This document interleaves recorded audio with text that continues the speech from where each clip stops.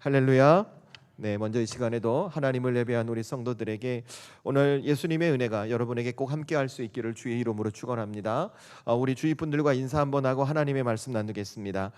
주님의 이름으로 사랑하고 축복합니다. 은혜 받는 시간 되십시오. 우리 인사하고 하나님의 말씀 나누겠습니다. 주님의 이름으로 사랑하고 축복합니다. 은혜 받는 시간 되십시오. 주님의 이름으로 사랑하고 축복합니다. 네, 우리 아까 집사님 기도해 주시던 것처럼 오늘이 성경 인물 시리즈 112번째입니다. 제가 오늘을 마지막으로 제가 방금 광고에도 말씀드렸던 것처럼 다음 주부터는 우리 교회가 지금껏 지켜왔던 믿음의 원칙, 하나님의 원하시는 뜻을 이루기 위해 무엇을 놓치지 말고 다시 견고히 붙잡고 우리 성도들은 어떤 믿음과 신앙으로 살아가야 할지 교회에 대한 말씀을 좀 나누려고 합니다.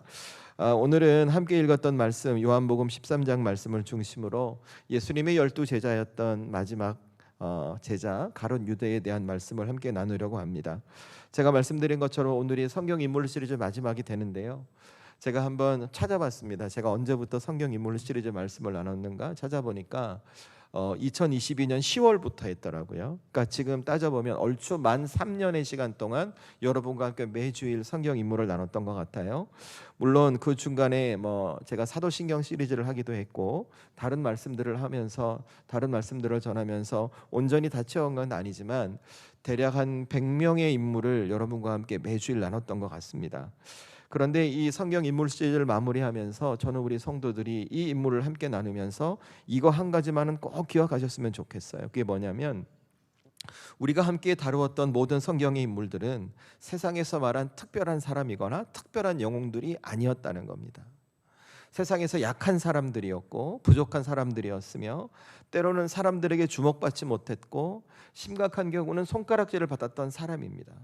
삶을 면면히 살펴보면 그들에게는 눈물이 없이는 살아갈 수 없는 척박한 삶의 자리에 있던 사람이었던 것이죠. 그런데 하나님께서 그들을 붙드셨습니다.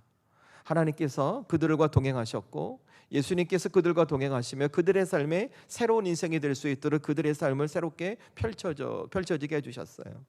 그런데 그렇게 될 수 있었던 이유가 무엇이냐면 그들에게 믿음이 있었거든요. 하나님을 향한 믿음, 그 예수님을 향한 신실하신, 내 삶의 처지와 형편이 이렇다 할지라도 그 예수님께서 나와 동행하시고 그 하나님께서 나를 붙들어 주시면 내 인생을 달라질 거란 그 확실한 믿음을 갖고 인생을 살아갈 때 그들의 삶이 변화되는 하늘의 은혜와 역사가 나타났었거든요. 그러니까 저는 우리 성도들이 이 세상에 앞으로 인생을 살아가시면서 제가 목회하는 동안 언제 인물 시리즈를 또 할지 모르겠지만 꼭 하나님 앞에 이 믿음을 지켜가셨으면 좋겠어요. 지금 여러분의 삶에 어떤 어려움, 어떤 현실, 어떤 아픔, 어떤 걱정이 있다 할지라도 하나님은 여전히 내 삶을 붙드시고 나를 구원하신 예수님께서는 여전히 내 삶을 인도해 가신다는 그 믿음을 갖고 여러분의 삶을 하나님의 사람으로 살아내십시오. 그러면 지금 여러분의 가슴에 있는 그 아픔은, 그 걱정은, 그 괴로움은, 나를 힘들게 하는 어떤 조건은 내가 앞으로 살아가게 될 앞날에 하나님께서 내 삶을 인도해 가시고 새로운 인생으로 변화시켜가는 특별한 도구로 여러분에게 펼쳐지게 될 것입니다. 저는 그래서 먼저 우리 사랑하는 성도들이 이 성경 인물 시리즈를 마무리하면서 나는 어떻게 살아갈까? 그 하나님을 믿는 믿음, 그 예수님을 신실하게 따르는 이 믿음으로 살아가야겠구나, 이 결단이 먼저 우리 성도들에게 있기를 주의 이름으로 축원합니다. 그래서 제가 한 가지만 더 부탁드리면 꼭 성경을 보셔야 합니다. 그리고 성경을 읽으실 때마다 여러분 어떻게 보시냐면 여러분을 향한 예수님의 사랑을 전제하고 이 성경을 읽고 보셨으면 좋겠어요. 왜냐하면 믿음은 들음에서 나거든요. 그 들음은 하나님의 말씀인 거예요. 이 말씀을 여러분이 놓으셔서는 안 돼요. 그런데 전제 조건이 무엇이냐면 이 말씀은 항상 예수님의 사랑, 하나님의 사랑을 전제로 보시라는 거예요.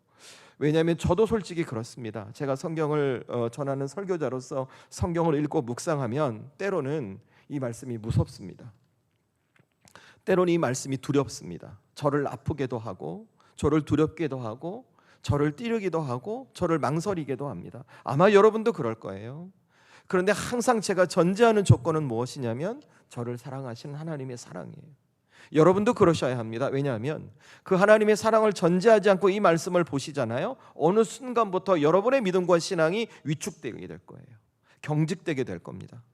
하나님은 내가 하나님의 사람으로 살아가면서 혹시 넘어질까 봐 두려워 책망의 말씀을 주셨음에도, 예수님은 내가 인생길을 살아가는 동안 예수님의 사람으로 길을 잃고 헤매일까 봐 걱정하는 마음에 아픔의 말씀을 주셨음에도 그 하나님의 마음과 예수님의 사랑을 놓치게 되는 거예요. 그러니까 그 신앙이 어떻게 되냐면 율법주의적 신앙에 빠지게 돼요. 그래서 스스로를 정죄합니다. 그리고 누군가를 정죄해요. 그리고 그 입술에 어떤 말이 나오냐면, 네가 그렇게 했으니까 이렇게 심판받는 거야. 네가 저렇게 했으니까 저렇게 되는 거야. 내가 이랬으니까 지금 이러는 거야. 마치 욥의 친구들이 욥을 설득하듯이 자꾸 율법적인 관점으로 내 삶을 정죄하죠. 그런데 여러분, 제가 늘 말씀드리죠. 이거 잘 아셔야 돼요. 하나님께서 율법을 주신 이유가 무엇인가? 하나님의 백성들에게 그것은 그들의 행위로 구원을 얻어지는 게 아니라 오직 예수님의 십자가 구원의 은혜로만, 행위가 아닌 그 구원의 은혜로만 구원이 얻어짐을 설명해 주시는 거예요. 여러분, 율법은 사람이 지켜갈 수가 없어요. 율법은 우리가 죄가 있다는 것을 알게 할 뿐이에요. 그래서 율법은 우리의 행위로 말미암아 구원을 얻는 길이 아니라 오직 예수님의 십자가 구원의 사랑으로만 구원을 얻을 수 있다는 그 길을 알려주는 이정표와 같은 것이에요. 그래서 저와 여러분이 성경을 읽을 때 항상 어떻게 읽으시냐면, 나를 사랑하시는 하나님의 사랑, 그 예수님의 사랑을 전제로 하나님의 말씀을 읽으셔야 돼요. 여러분, 오늘 요한복음의 말씀도 마찬가지예요. 저와 여러분이 오늘 요한복음 13장의 말씀을 읽었어요. 예수님께서 십자가 순환을 앞두시고 제자들과 함께 최후의 만찬을 나누시는 이 장면, 그리고 예수님께서 이 장면 속에 아주 중요한 이야기를 하세요. 제자 중에 한 명이 당신을 팔 거란 것을 그 최후의 말씀 중에 하시는 거예요. 그 사람이 누군가 아시죠? 그게 누구예요? 여러분 대답해 주세요. 누구예요? 가룟 유다잖아요. 그죠? 가룟 유다예요. 예수님 뭐라고 말씀하시냐면, 그 가룟 유다를 향해 네가 할 일을 속히 하라 이렇게 말씀하세요. 여러분, 사실 우리가 이 말씀 보면 어떤 마음이 드세요? 가룟 유다를 보면서, 이 예수님의 말씀을 보면서 어떻게 하세요? 야, 가룟 유다 배신자구나, 배반형이구나, 사람이 어떻게 저럴 수가 있지? 어떻게 사람이 저럴 수가 있지? 이런 생각 많이 하게 되잖아요. 사실은 우리는 이 말씀을 읽을 때마다 예수님을 배신한 그 가룟 유다에게 시선이 많이 가요. 그런데 저는 이 말씀을 읽고 준비하면서 어디에 시선이 가냐면, 가룟 유다, 예수님을 팔았던 가룟 유다가 아니라 예수님께서 당신을 팔 거라고 말씀하시는 그 예수님께 시선이 가는 거예요. 예수님께. 저는 이런 질문이 자꾸 드는 것이죠. 왜 예수님께서 당신이 팔게 될 것을 아시면서도 이 공개적인 자리에서 말씀하실까? 가룟 유다가 당신을 팔 것을 아시면서도 왜 예수님은 가룟 유다를 향해 네가 한 일을 속히 하라 그렇게 말씀하셨을까? 왜 하필이면 이 최후의 만찬 자리에서 예수님이 이렇게 말씀하실까? 한편으로 들었던 생각은, 예수님이 만약에 이 가룟 유다를 따로 부르셔서 말씀하셨으면 어땠을까? 유다야, 네가 그러지 말고 마음을 돌이켜야 한다라고 그를 설득하셨으면 어떠셨을까? 이런 여러 가지 고민이 드는 거예요.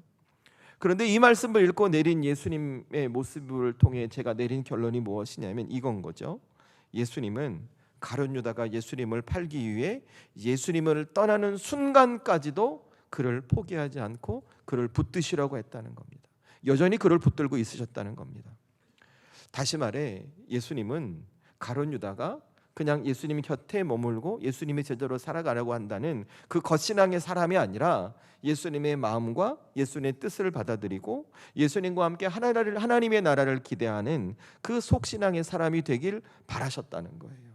왜냐하면 여러분, 나중에 마태복음도 누가복음 잘 읽어보세요. 가룟 유다가 예수님을 그냥 팔기로 여기서 결정한 게 아니에요. 이 요한복음에서 결정한 게 아니에요. 이 최후의 만찬 전에 이미 가룟 유다는 다른 사람들과 작당하고 모의를 합니다. 그리고 오늘 이 요한복음에서는 그가 행동으로 옮기는 장면을 기록하고 있는 거예요. 예수님이 이 계획 모르셨을까요? 여러분, 죽은 자를 살리시고 오병이어의 기적을 일으키는 예수님께서 이거 모르셨을까요? 아마 다 아셨을 거예요. 그러니까 너희 중에 한 명이 나를 팔리라라고 말씀하신 거 아니겠어요?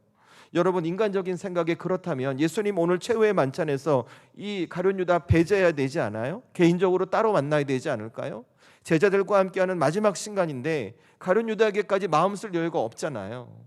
그런데 오늘 성경을 보면 예수님은 떡을 떼어주시면서까지 그들과 함께 하시고 그와 함께 하시고 심지어는 네가 할 일을 속히 하라까지 말씀하신다는 거예요. 언뜻 보면 네가 한번 해봐라 이렇게 말하는 거지만 그렇지 않아요.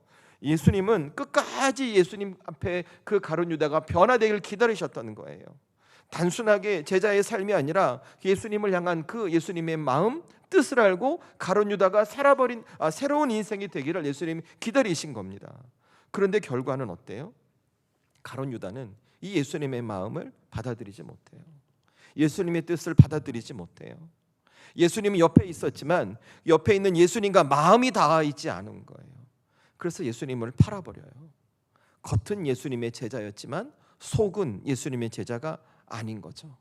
저는 이 가룟 유다를 보면서 이렇게 정의할 수밖에 없었어요. 겉신앙의 사람이었다고요. 속신앙의 사람이 아니었다고요. 하지만 예수님 끝까지 붙드셨어요. 저는 우리 사랑하는 성도들 이 말씀을 잘 보시면 좋을 것 같아요.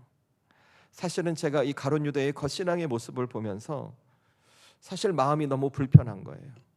마음이 너무 불편하고 좀 두렵기도 하고 좀 걱정이 되는 거예요. 왜냐하면 저와 여러분도 자칫 잘못하면 그럴 수 있거든요. 여러분 다 예수 믿으시죠? 예수님을 구주로 영접하셨죠? 그래서 이 거룩한 주일날 하나님의 전에 나와 예배하고 하나님 말씀 듣잖아요. 그렇게 하나님을 예배하고 계시잖아요.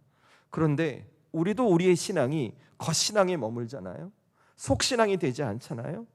우리도 예수님을 팔아버리고 우리 스스로 우리의 삶을 무너뜨리는 어리석은 모습이 될 수 있다는 거예요.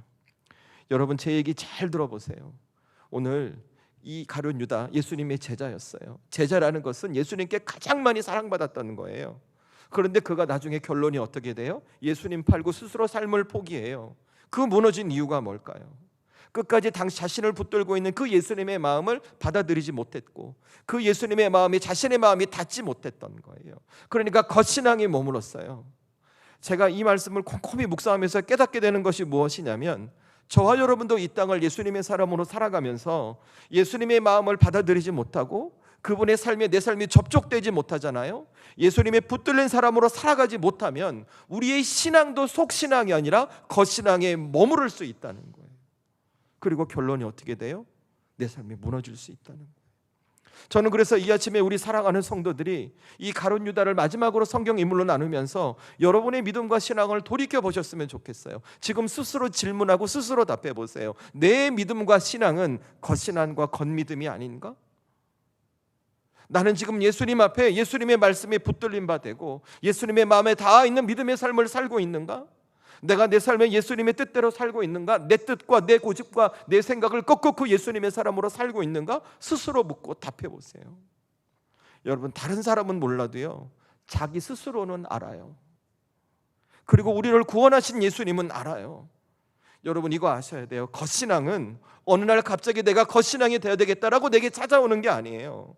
겉신앙은 어느 순간부터 내게 조금씩 내 마음속에 쌓여가기 시작합니다. 내가 예배를 드리는데 이 예배 가운데 내 마음을 하나님 앞에 드리지 못해요.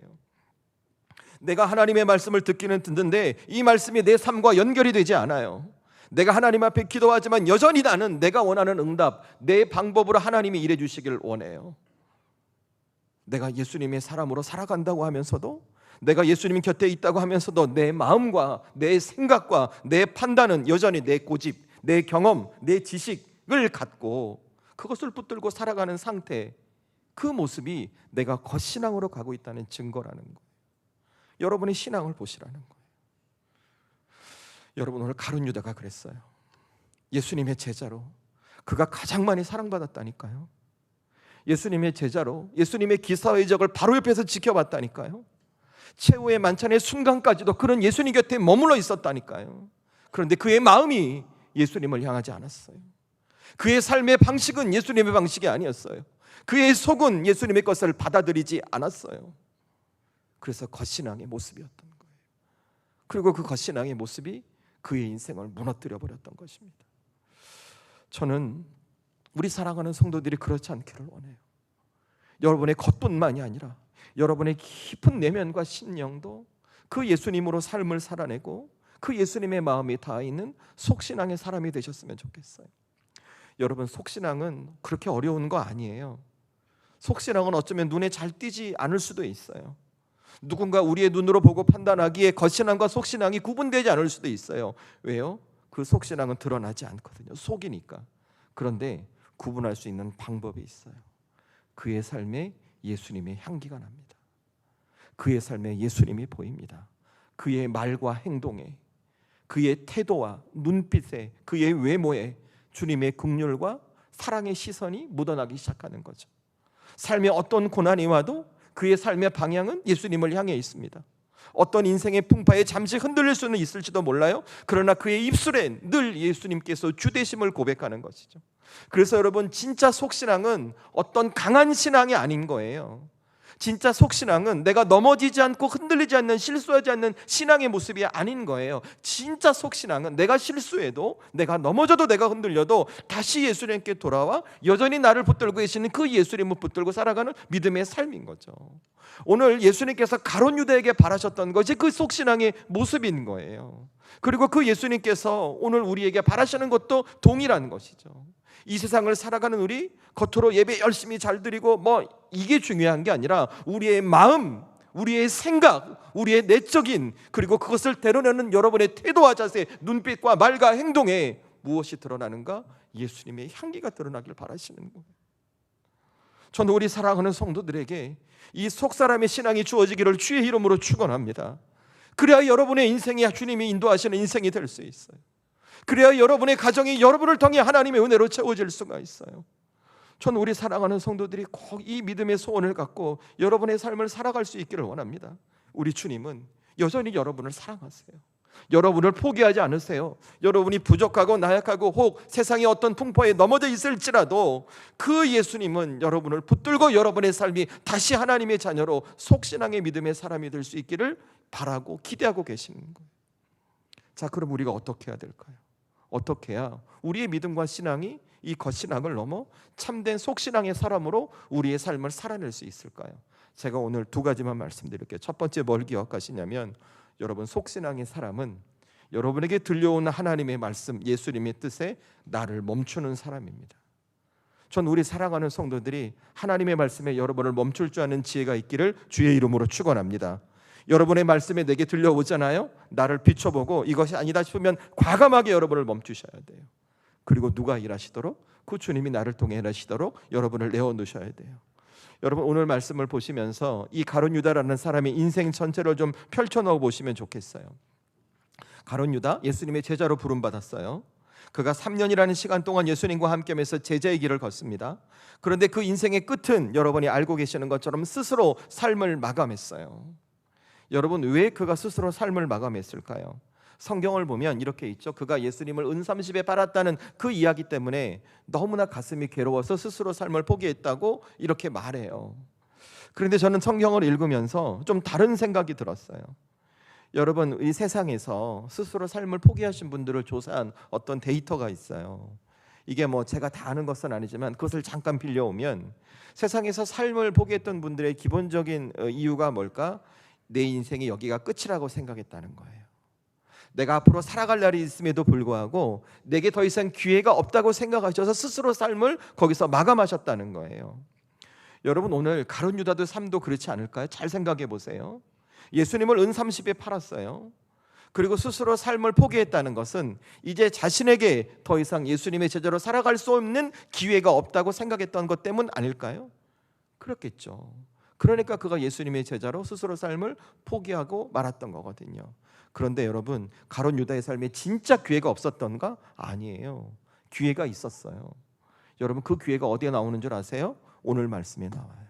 오늘 말씀 어디를 보시는가? 26절 말씀.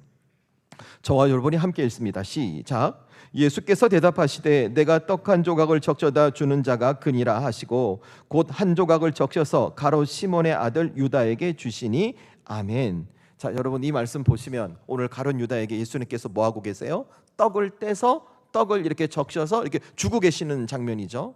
자, 여기서 한번 가정해 보십시다. 여러분이 예수님이라고 가정하고 내가 제자들과 최후의 만찬을 하고 있어요. 이 중에 한 녀석이 나를 팔 거라는 건 나는 이미 알고 있어요. 그러면 그에게 여러분은 떡을 떼서 적셔서 먹으라고 주실 수 있겠어요? 없겠어요? 우리 성도들 다 주실 수 있는 마음의 여유가, 목사님 그 정도는 팔 땐 팔더라도 먹을 건 먹어야지, 이런 표현인데 저라면 솔직히 못 줄 것 같은 거예요. 여러분, 사람이잖아요. 제가 나를 팔면 나는 오늘 죽는단 말이에요. 주실 수 있겠냐고요. 그죠?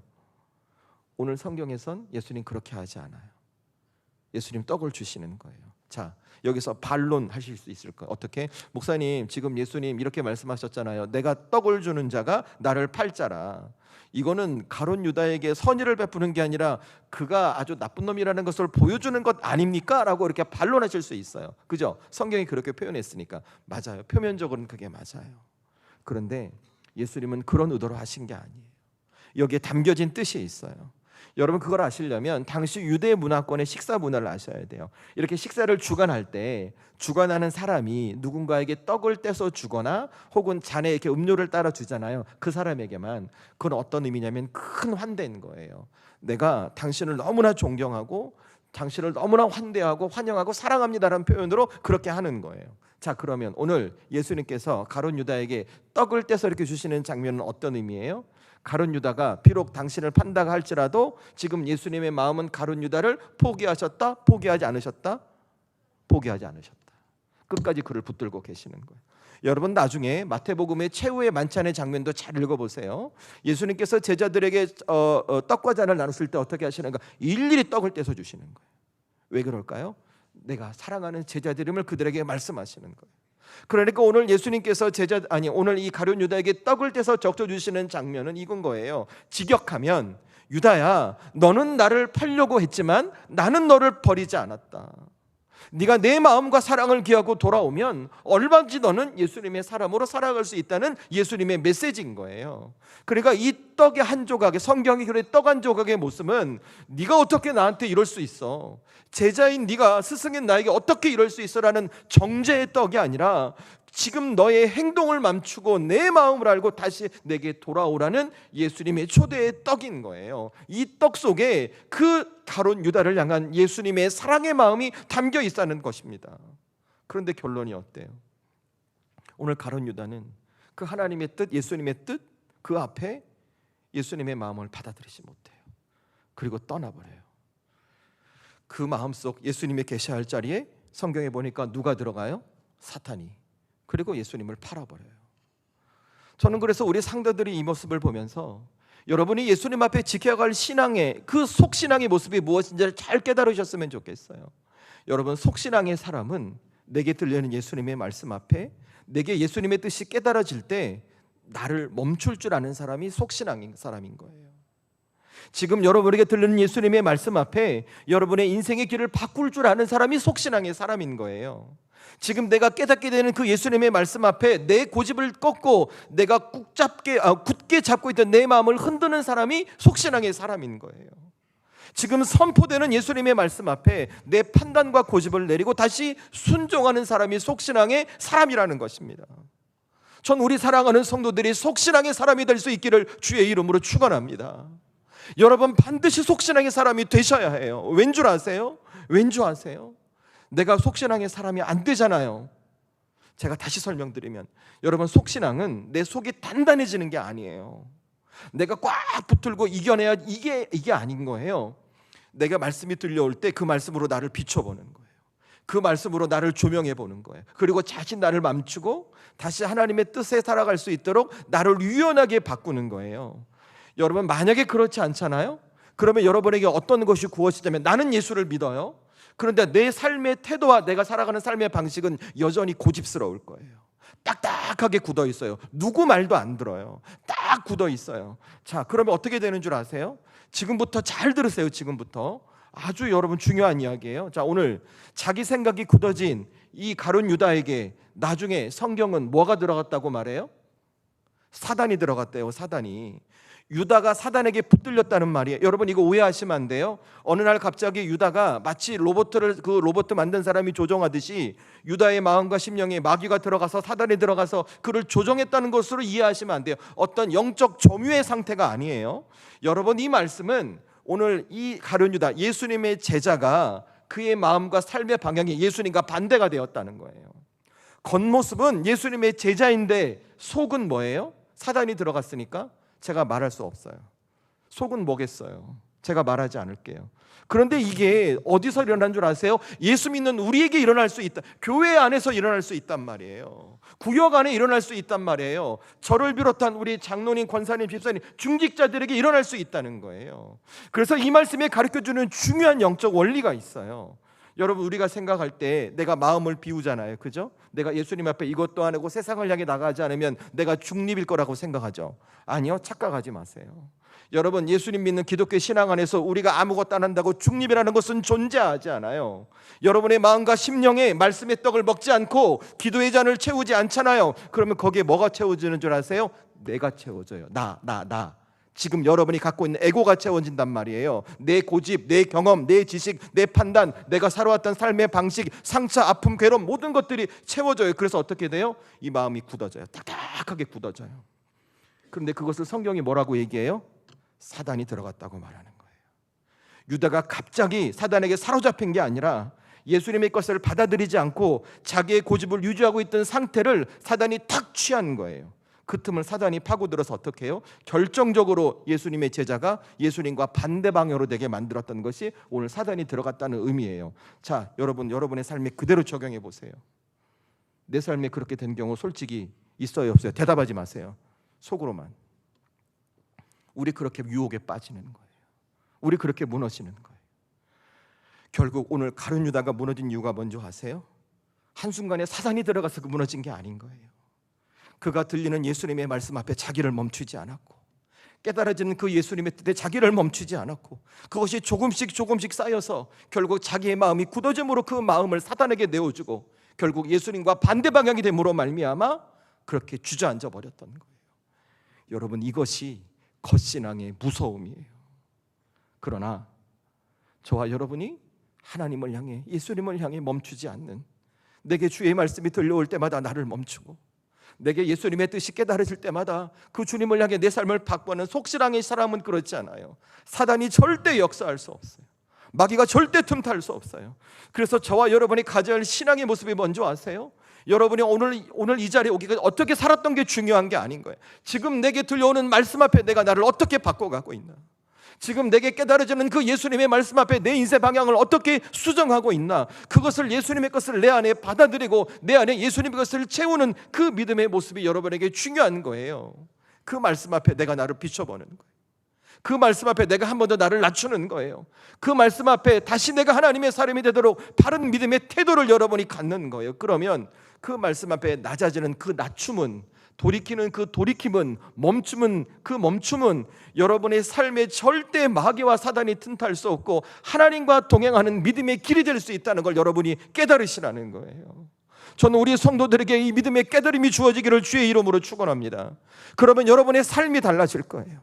여러분의 삶이 달라질 거예요. 가정이 달라질 거예요. 인생이 달라질 거예요. 직장이 달라져요. 여러분의 삶에 어떤 고난과 역경이 와도 나를 붙들고 계신 그 주님 때문에 여러분이 실패하지 않아요.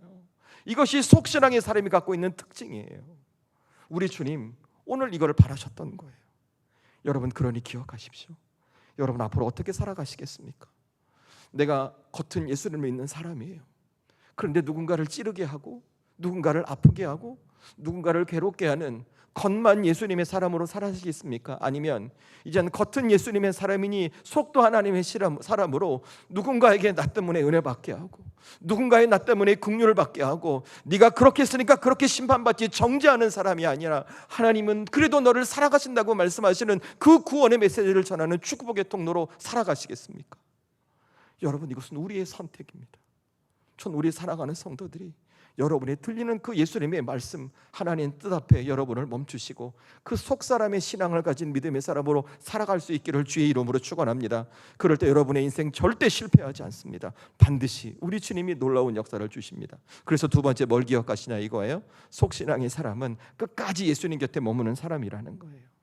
여러분, 제가 오늘 말씀을 읽으면서 가장 가슴이 답답했던 말씀이 무엇이냐면 오늘 말씀 30절 말씀이에요. 함께 읽습니다. 오늘 말씀 30절 함께 읽습니다. 시작. 유다가 그 조각을 받고 곧 나가니 밤이러라. 아멘. 자, 여러분, 예수님께서 유다에게 떡을 떼어 주셨어요. 떡의 의미 제가 설명드렸죠. 그리고 유다가 떡을 받고 지금 나가니까 뭐래요? 밤이래요. 제가 이 말씀을 읽는데 너무나 씁쓸한 거예요. 너무나 씁쓸한 거예요. 왜 그런 줄 아세요? 여러분, 단순히 밤이 이게 밤일까요? 유다가 밤에 나갔던 것을 말할까요? 아니에요.